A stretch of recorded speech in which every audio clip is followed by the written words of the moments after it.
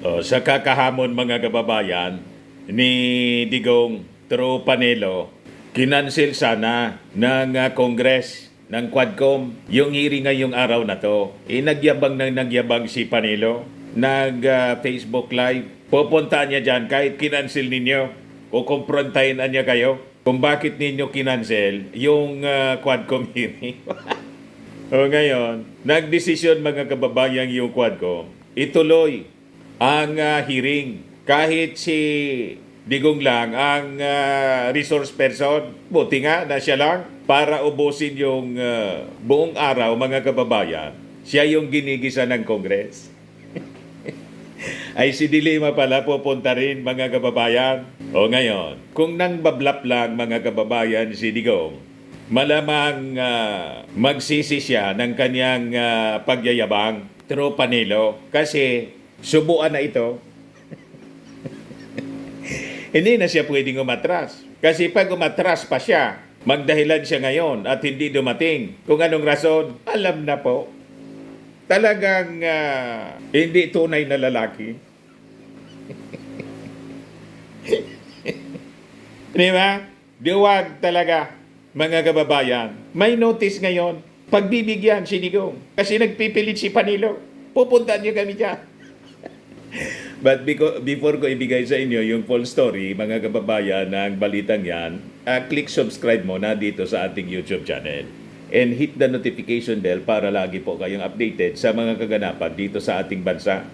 Like and share na rin po ninyo ng ating video. At huwag na rin po ninyo na skip yung ating mga commercial ads para tuloy-tuloy lang ang pag-unlad ng Bagong Pilipinas. At itong ating programa mga kababayan, atid sa inyo nitong ating mga sponsors. Firmax Firming and Lifting Cream. Pinapay po sa mga pulses in affected area. Mainam po ito sa mga pains at paninigas ng mga kaso-kasuan. Ito sa mukha naman yung application, anti-aging, Automax po siya. Ito ay Glow 60 mga kababayan. Whitening po siya. Made in South Korea. Ito naman po, Nengxia Red Mix Fruit Drink. Gawa po siya sa goji berry. May anti-cancer properties po siya. At sa mga nagana po ng malinis and spacious fitness gym, pumunta lang po kayo sa aming Colossal Fitness Gym. May Grab car rental din po kami. At bills payment po sa aming office. At saka sa mga mahilig po sa mga imported bags, manood po kayo sa live selling ni Madam Aileen Rosales sa kanyang Aileen Closet po. Pati mga shoes, ito yung kanya po. Ito yung kanyang page.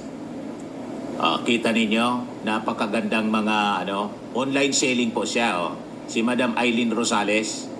If you're Cellphone number niya po, 773-798-7816.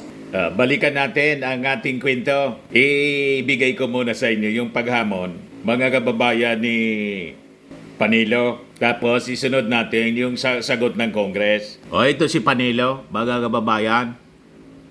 Sa Facebook live niya, nag-announce dito si Panelo, mga kababayan, na pupunta yung dating Pangulong Digong. Nag-announce siya nang matunugan na canceled. Para magyabang po na desidido. Kasi inamon po ng mga congressmen, ni Congressman Ortega at si Conggon, magpakalalaki ka niya.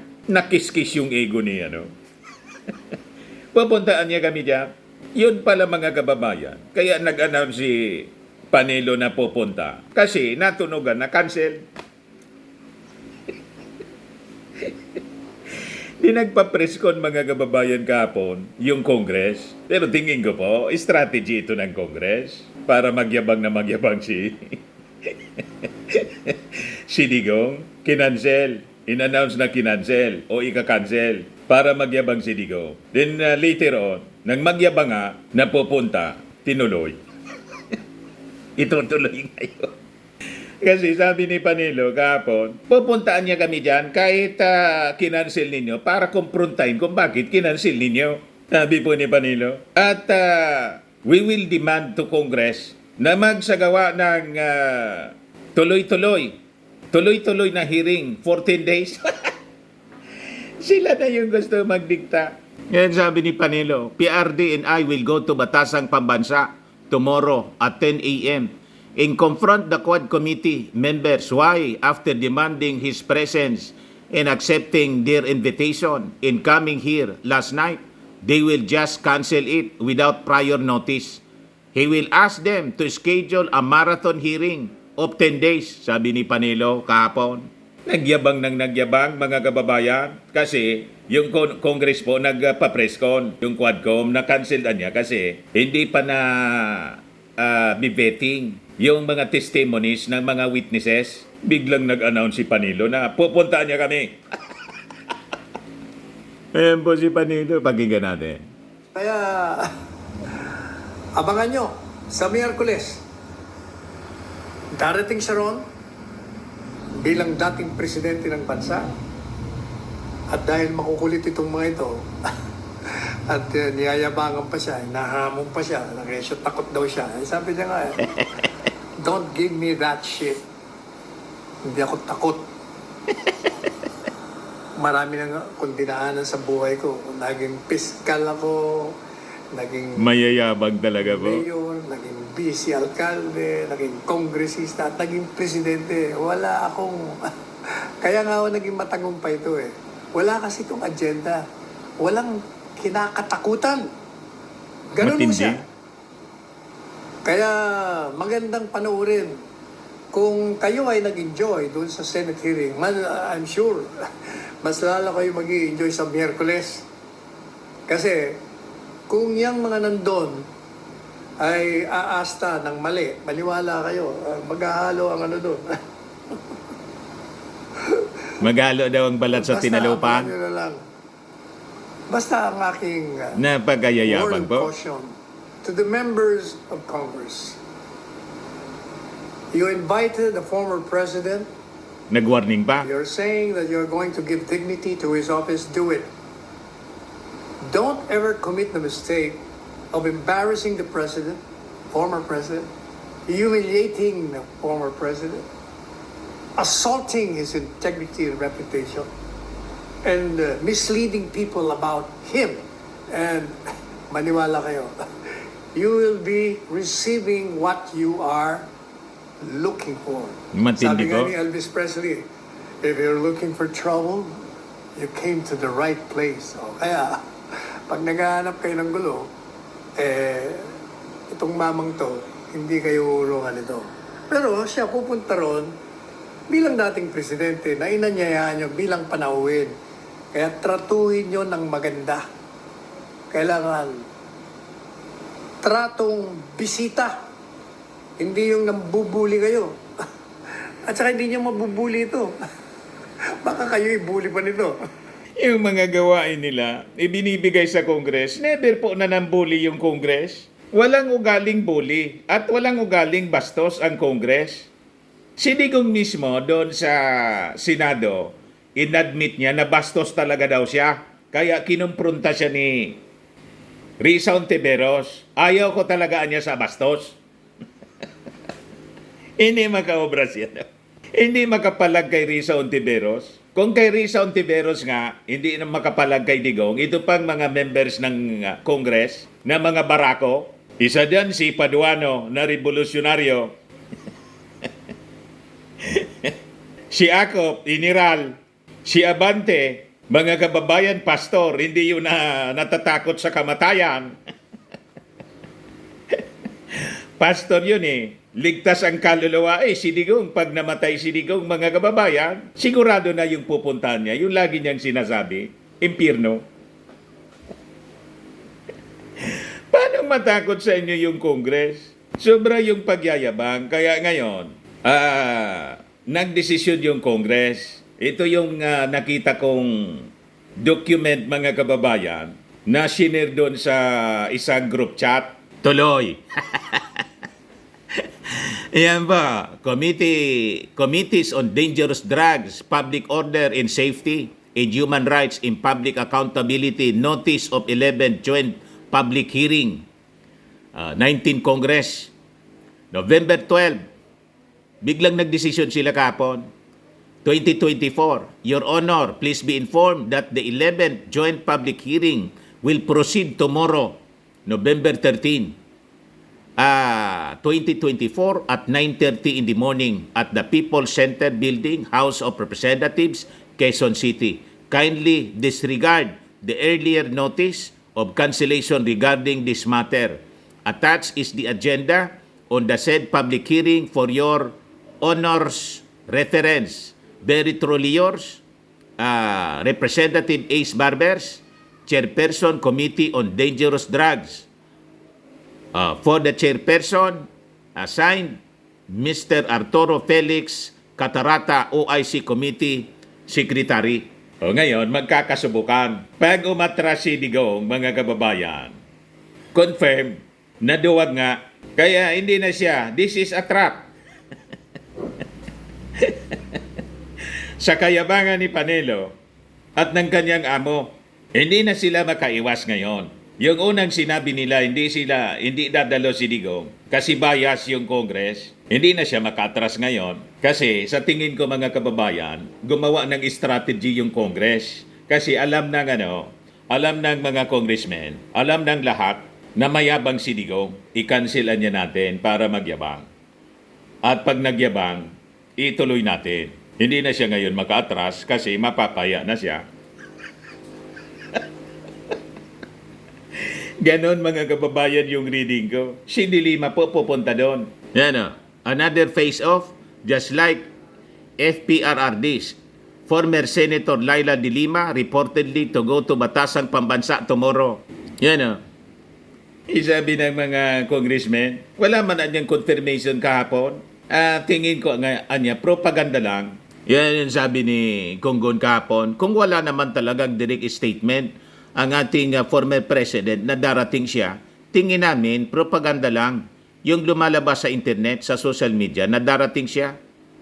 Talagang propaganda lang ginagawa nila, lalong-lalo na pag sinabi nilang pag-attend sa committee hearing ng Quadcom. Talagang nabobodol-bodol ang ating mga mamamayan regarding kung ano ang kanilang sinasabing statement. O ngayon, malamang nag-iisip ng palusot si Panilo. Nagsisisi siguro, baka kinumpronta ni Digong, ikaw niya, nagyabang ka ng nagyabang, napupunta tayo kahit kansilado at kukumprontahin pa yung Congress. Ayan tuloy, itinuloy. O, di ba? So, kasubuan na ngayon. Pag gumawa sila ng dahilan na hindi makarating, halimbawa, biglang na-high blood si Digong o sumama ang pakiramdam, o kung anong dahilan, alam na po na bahag talaga. So, hindi na sila magkakaiwas ngayon. Para hindi magkaiyaan, kailangan na ituloy ni Digong ang pagpunta sa Congress at mag-appear na naka-take out siya. Hindi pwedeng hindi mag-take out po. Hindi yon natatanggapin ng Congress. At hindi din siya pwedeng magmura. Kasi pag nagmura siya, siguradong iko-contempt siya ng mga congressmen. At dito natin mga kababayan, matitest kung talagang desidido si Digong na sipain si Paduano. Yung tatlo po, si Paduano, yung naghamon, yung nagsabi na, natatakot siya? Sabi ko, si Paduano po, dating rebelde, revolusyonaryo yun. Before na naging congressman, party list, hindi yan uurong kay Digong.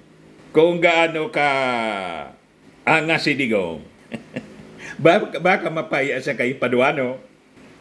Ganon din mga kababayan si Dan Fernandez at saka si Abante. Matatapang ang mga taong ito po. At saka si Ortega at saka si Konggon. So, dito masusukat mga kababayan ang pagkalalaki ni Digong. Kasi nag-warning yung Congress. Kami anya magre-respeto sa kanya. Pero ang pagrespeto niya is a two-way street. Respect begets respect. Rumispeto siya sa Congress as an institution, i-respeto namin siya. Pero pag nagsimula na siyang magmura ng magmura at mag-astang Kanto boy, ay hindi niya namin pahintulutan. Makikita na lang anya ninyo. We will cross the bridge when we get there. Pag pumunta si Digong. So kaabang-abang mga kababayan itong hearing ngayon. Masusukat kung gaano kaanga si Digong. Sabi ng mga makabayan congressmen, congresswomen, si Brosas, tapos si Gabriela Partilis, Arlene Brosas, saka si Castro, hindi namin siya niya atrasan. Talagang magkakaiyaan mga kababayan mamaya. Malamang blockbuster yung hearing ngayon mga kababayan. Kung mag-attend si Digong, Panilo, i-remind mo si Digong na pagkapasok pa lang doon sa sesyon, kailangang sipain na niya si Paduano. Yung 3 congressman. Yun ang banta niya. Sipain ko sila. O, di sipain mo. Sabi ni Congoñata, yun ni Abante, anda naman na niya si Dan Fernandez na magpasipa. Sanay yun sa sipaan si Dan Fernandez. Action star yun. Yung mga training niya sa pagiging action star po, magkakasubukan mamaya kay Digong. Si Digong po, nakatungkod na. Tingnan natin kung may angat pa yung paa. Panilo? Pag hindi po dumating si Digong mamaya, mawawala yung respeto sa kanya ng mga DDS. Mapapaya yung mga DDS na sumasambaharo sa kanya. Matutunaw yan. Apektado pati mga kababayan yung pangarap ni Inday. Si Inday pa naman po, sukol na po sa Congress. Dahil sa pagwalda, sabi ni Valeriano, ng confidential funds. Ngayon po sabi ni Dan Fernandez, the easiest way niya to evade issues is to call them politically motivated. In government, politics is part of the landscape. Accountability and transparency cannot be dismissed by simply invoking politics. Ay nagpa-press con kasi si Inday noong isang araw, tinawag na politika lang daw itong ginagawa ng Congress.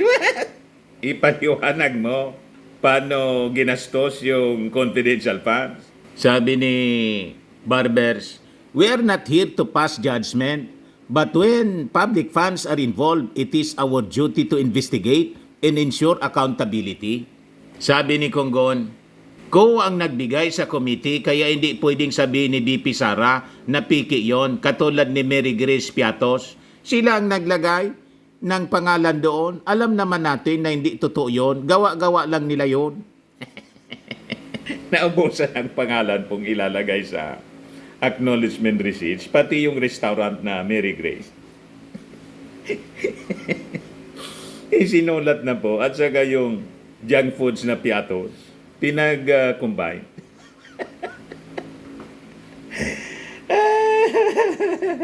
Anyway, abangan na lang po natin ang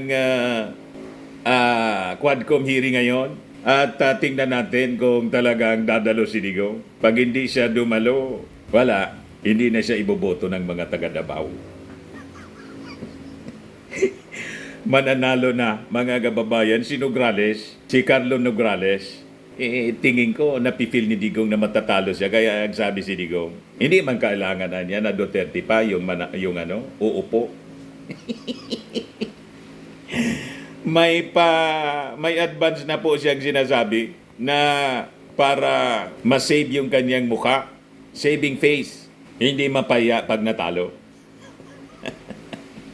Di ba? Isabi nga natin sa Bible po, may panahon ng pagsasaya, panahon ng pagluksa. Tama ba? Sa mga naghanap ng malinis and spacious fitness gym, pumunta lang po kayo sa aming Colossal Fitness Gym. We also offer Grab Car Rental with our brand new 2023 model ng Toyota Innova. We also accept booking for those who are planning to travel via PAL, Cebu Pacific, and other airline companies, local and international, and bills payment for Meralco Bills, PLDT, Aleco Bills, etc. Ang Colossal Fitness Gym is located at 3rd floor Security Bank Building, Land Business Park, Legazpi City, Albay. For inquiries, look for Chilon Maravillas. Contact number 0966-802-0949. Yan yung aming Innova. Lagi na pong matao sa amin. Pati mga foreigners po, tingnan ninyo. Mga British tourists sila. Ang lalaki ng katawan na, mga kababayan, nag-gym sa amin. Ito naman po, Indian National. Ito mga mga European sila. Ito naman yung bago naming product na binibenta online, Eye Glow Serum. Whitening po siya galing sa South Korea. Tingnan ninyo yung epekto sa aking anak na architect entrepreneur, Riz Maravillas.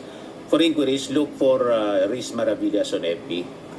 Ito naman po, Firmax Firming and Lifting Cream. Pinapahid po ito sa mga pulses and affected area. Mainam po ito sa mga pains at paninigas na mga kaso-kasuan. Ito po, Automax Radiant Serum. Sa mukha naman yung application. Anti-aging po siya. You will look 10 years younger than your age.